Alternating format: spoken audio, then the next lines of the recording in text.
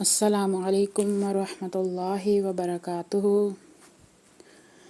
میں امید کرتی ہوں آپ لوگ خیر و عافیت سے ہوں گے، ایمان، صحت اور تقوی کی بہترین حالتوں میں ہوں گے۔ دارالصفا اسلامک انسٹیٹیوٹ اور مکی مدنی ٹرننگ سائٹ کی جانب سے 2 ماہ کا تحفظ ختم نبوت کورس ہو رہا ہے، جس میں آج کا ہمارا ٹاپک ہے پاکستان میں قادیانیوں کے خلاف قانونی جدوجہد۔ پہلے بھی ہم قادیانیوں کے بارے میں بات کر چکے ہیں، بڑی وضاحت کے ساتھ میں آپ کو قادیانیوں کے بارے میں بتا چکی ہوں، خاص کر مرزا قادیانی کے بارے میں بھی بتا چکی ہوں، اور آج بھی انشاءاللہ کوشش کروں گی آپ کو بتانے کی مرزا قادیانی کے بارے میں اور پاکستان میں قادیانیوں کے خلاف قانونی جدوجہد۔ اسلام دشمن طاقتوں کی شدید خواہش تھی اور ہے کہ کسی طرح کوئی ایسا اہتمام ہو جائے کہ مسلمانوں کے دل سے حضور نبی کریم صلی اللہ علیہ وآلہ وسلم، ہمارے پیارے نبی حضرت محمد مصطفیٰ، محمد مجتبیٰ، محمد عربی صلی اللہ علیہ وآلہ وسلم کی محبت و عقیدت اور جہاد کی روح دونوں ختم ہو جائیں۔ اب چونکہ ایک نبی کے حکم میں ترمیم و تنسیخ دوسرے نبی کے ذریعے ہی سے ہوتی ہے، چنانچہ برطانیہ کی سرپرستی اور لالچ پر سیالکوٹ کی ضلع کچہری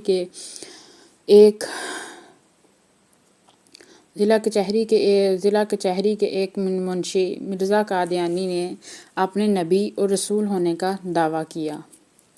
مرزا قادیانی نے پہلے خود کو عیسائیت اور ہندو مخالف مناظر کی حیثیت سے متعارف کروایا اور مسلمانوں کی جذباتی اور نفسیاتی ہمدردیاں حاصل کیں۔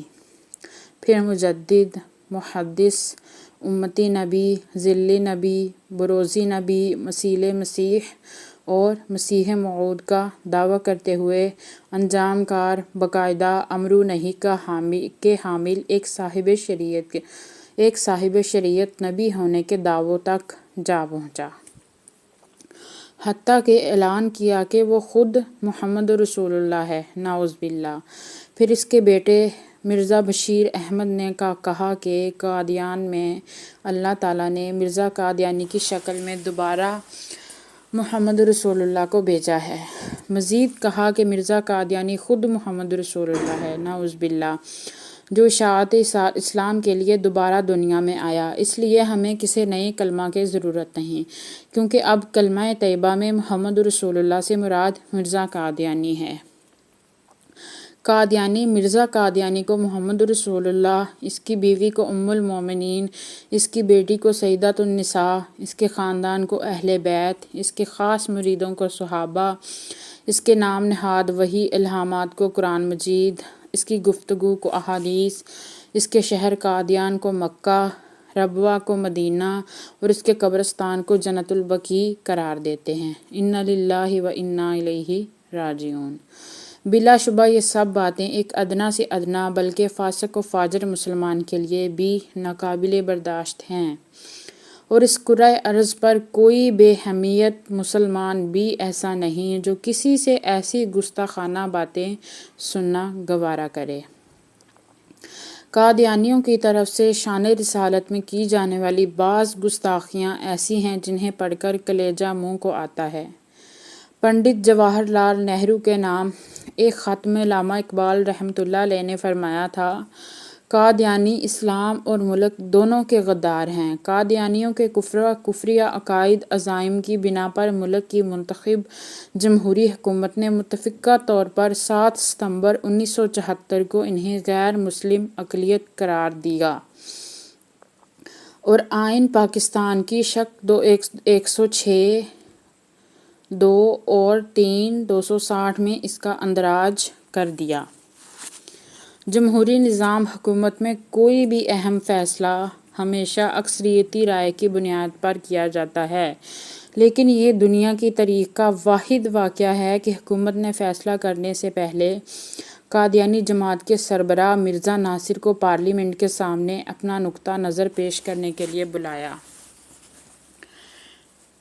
اسمبلی میں اس کے بیان کے بعد حکومت کی طرف سے اٹارنی جنرل جناب یحییٰ بختیار نے قادیانی عقائد کے حوالے سے اس پر جرح کی، جس کے جواب میں مرزا ناصر نے نہ صرف مذکورہ بالا تمام عقائد و نظریات کا برملا اعتراف کیا بلکہ باطل و تاویلات کے ذریعے ان کا دفاع بھی کیا۔ لیکن افسوس کی بات یہ ہے کہ قادیانی پارلیمنٹ کے اس متفقہ فیصلے کو تسلیم کرنے سے یکسر انکاری ہے۔ وہ کہتے ہیں کہ دنیا کی کوئی حکومت، پارلیمنٹ یا کوئی اور ادارہ انہیں ان کے عقائد کی بنا پر غیر مسلم قرار نہیں دے سکتا، بلکہ الٹا وہ مسلمانوں کو کافر اور خود کو مسلمان کہتے ہیں اور آئین میں دی گئی اپنی حیثیت تسلیم نہیں کرتے۔ قادیانی پوری دنیا میں شور مچاتے ہیں کہ پاکستان میں ہم پر ظلم ہو رہا ہے، ہمارے حقوق غصب کیے جا رہے ہیں، ہمیں آزادی اظہار نہیں ہے۔ وہ کبھی اقوام متحدہ سے اپیلیں کرتے ہیں، کبھی یہودیوں اور عیسائیوں سے دباؤ ڈلواتے ہیں، حالانکہ ہم بڑی سادہ سی جائز بات کہتے ہیں کہ تم مرزا قادیانی کو محمد رسول اللہ نہ کہو، کلمہ طیبہ مسلمانوں کا ہے، تم اس پر قبضہ نہ کرو، یعنی شراب پر زمزم کا لیبل نہ لگاؤ۔ لیکن قادیانی اس سے باز نہیں آتے، بلکہ الٹا اسلام کے نام پر اپنے خود ساختہ عقائد و نظریات کی تبلیغ و تشہیر کرتے ہیں۔ قادیانیوں کو شعائر اسلام کے استعمال اور اس کی توہین سے روکنے کے لیے 26 اپریل 1984 کو حکومت پاکستان نے امتناع قادیانیت آرڈیننس جاری کیا، جس کی روح سے قادیانی خود کو مسلمان نہیں کہہ سکتے اور اپنے مذہب کے لیے اسلامی شعائر و اصطلاحات استعمال نہیں کر سکتے۔ اس سلسلہ میں تعزیرات پاکستان میں ایک نئی فوجداری دفعہ 298 کا اضافہ کیا گیا۔ تعزیرات پاکستان کی دفعہ 298 قادیانی گروپ یا لاہوری گروپ، جو خود کو احمدی یا کسی دوسرے نام سے موسوم کرتے ہیں، کا کوئی شخص جو بلا واسطہ یا بالواسطہ خود کو مسلمان ظاہر کرے یا اپنے مذہب کو اسلام کے طور پر مرسوم کرے یا منسوب کرے یا الفاظ کے ذریعے خواہ زبانی ہو یا تحریری یا مرئی نقوش کے ذریعے اپنے مذہب کی تبلیغ یا تشہیر کرے یا دوسروں کو اپنا مذہب قبول کرنے کی دعوت دے یا کسی بھی طریقے سے مسلمانوں کے مذہبی احساس کو مجروح کرے، کو کسی ایک قسم کی سزائے قید اتنی مدت کے لیے دی جائے گی جو 3 سال تک ہو سکتی ہے اور جرمانے کا بھی مستوجب ہوگا۔ قادیانیوں نے اس پابندی کو وفاقی شرعی عدالت، Lahore high court, Quetta high court وغیرہ میں چیلنج کیا، جہاں انہیں ناکامی کا منہ دیکھنا پڑا۔ بالآخر قادیانیوں نے پوری تیاری کے ساتھ سپریم کورٹ آف پاکستان میں اپیل دائر کی کہ انہیں شعائر اسلامی استعمال کرنے کی اجازت دی جائے۔ سپریم کورٹ آف پاکستان کے فل بینچ جناب جسٹس عبدالقدیر چودھری صاحب، جناب جسٹس شفیع الرحمان، جناب جسٹس محمد افضل، جناب جسٹس سلیم اختر صاحب، جناب جسٹس ولی محمد خان صاحب پر مشتمل تھا۔ انہوں نے اس کیس کے مفصل سماعت کی۔ دونوں اطراف سے دلائل و براہین دیے گئے، اصل کتابوں سے متنازع ترین حوالہ جات پیش کیے گئے۔ یہ بھی یاد رہے کہ سپریم کورٹ کے یہ جج صاحبان کسی دینی مدرسہ یا اسلامی دارالعلوم کے مفتیان صاحبان نہیں تھے، بلکہ انگریزی قانون پڑھے ہوئے تھے۔ ان کا کام آئین و قانون کے تحت انصاف مہیا کرنا ہوتا ہے۔ فاضل جج صاحبان نے جب قادیانی عقائد پر نظر دوڑائی تو وہ لرز کر رہ گئے۔ فاضل جج صاحبان کا کہنا تھا کہ قادیانی اسلام کے نام پر لوگوں کو دھوکہ دیتے ہیں، جبکہ دھوکہ دینا کسی کا بنیادی حق نہیں ہے اور نہ ہی اس سے کسی کے حقوق سلب ہوتے ہیں۔ سپریم کورٹ آف پاکستان کے فل بینچ کی تاریخی فیصلہ ظہیر الدین بنام سرکار 1718-1993 SCMR کی روح سے کوئی قادیانی خود کو مسلمان نہیں کہلوا سکتا۔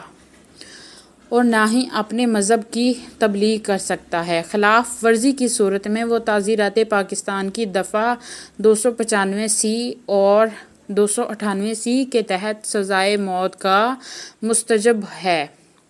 اس کے باوجود قادیانی آئین، قانون اور اعلیٰ عدالتی فیصلوں کا مذاق اڑاتے ہوئے خود کو مسلمان کہلواتے، اپنے مذہب کی تبلیغ کرتے، گستاخانہ لٹریچر تقسیم کرتے، شعائر اسلام کا تمسخر اڑاتے اور اسلامی مقدس شخصیات و مقامات کی توہین کرتے ہیں۔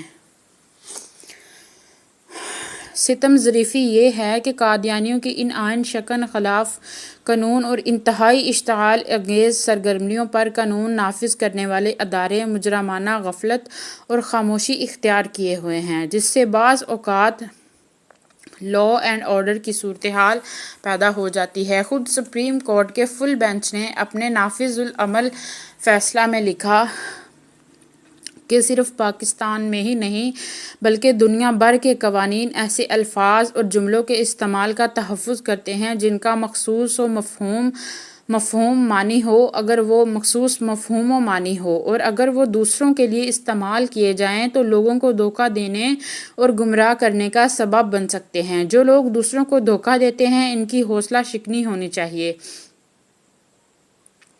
پاکستان ایسی نظریاتی ریاست میں قادیانی جو کہ غیر مسلم ہیں اپنے عقیدہ کو اسلام کے طور پر پیش کر کے دھوکہ دینا چاہتے ہیں۔ یہ بات خوش آئندہ اور لائق تحسین ہے کہ دنیا کے اس خطے میں عقیدہ آج بھی ہر مسلمان کے لیے سب سے قیمتی متاع ہے۔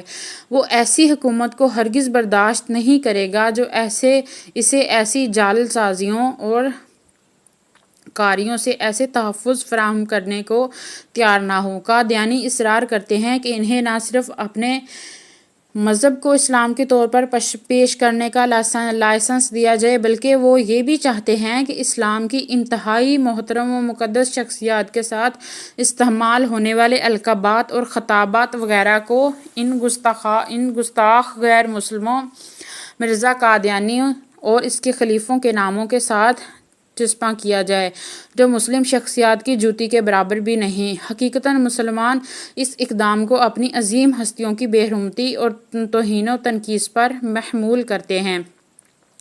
پس قادیانیوں کی طرف سے ممنوعہ القابات اور شعائر اسلام کی استعمال پر اصرار اس بارے میں کوئی شک و شبہ باقی نہیں رہنے دیتا کہ وہ قصداً ایسا کرنا چاہتے ہیں۔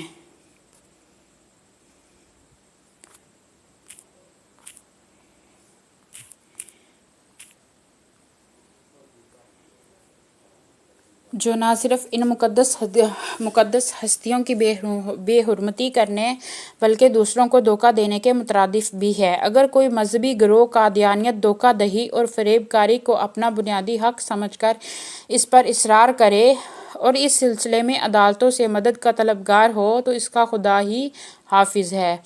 اگر قادیانی دوسروں کو دھوکہ دینے کا ارادہ نہیں رکھتے تو وہ اپنے مذہب کے لیے نئے القابات وغیرہ کیوں وضع نہیں کر لیتے؟ کیا انہیں اس بات کا احساس نہیں کہ دوسرے مذاہب کے شعائر، مخصوص نشانات، علامات اور اعمال پر انحصار کر کے وہ خود اپنے مذہب کی ریاکاری کا پردہ چاک کریں گے؟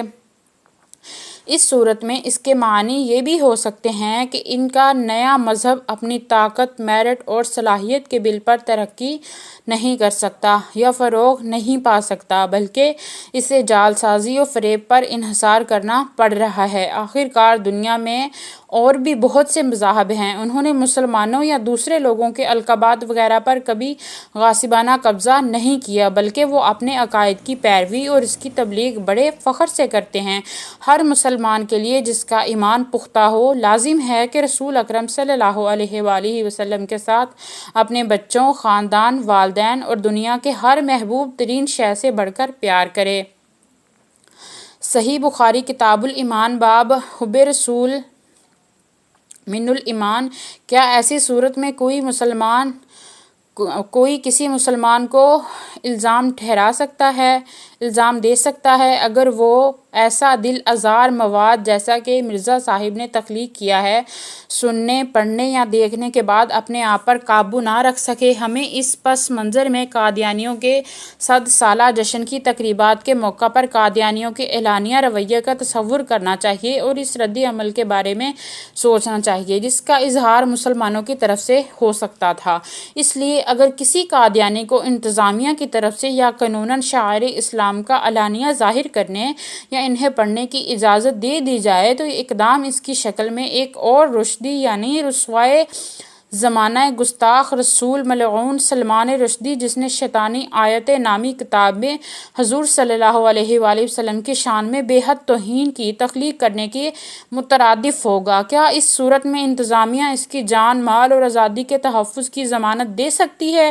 اور اگر دے سکتی ہے تو کسی قیمت پر رد عمل یہ ہوتا ہے کہ جب کوئی قادیانی سرعام کسی پلے کارڈ، بیج یا پوسٹر پر کلمہ کی نمائش کرتا ہے یا دیوار یا نمائشی دروازوں یا جھنڈیوں پر لکھتا ہے یا دوسرے شعائر اسلام کا استعمال کرتا ہے یا انہیں پڑھتا ہے تو یہ علانیہ رسول اکرم صلی اللہ علیہ وآلہ وسلم کے نام نامی کی بے حرمتی اور دوسرے انبیاء کرام کے اسماء گرامی کی توہین کے ساتھ ساتھ مرزا صاحب کے مرتبہ اونچا کرنے کے مترادف ہے، جس سے مسلمانوں کا مشتعل ہونا اور طیش میں آنا ایک فطری بات ہے اور یہ چیز نقص امن عامہ کا موجب بن سکتی ہے جس کے نتیجہ میں جان و مال کا نقصان ہو سکتا ہے۔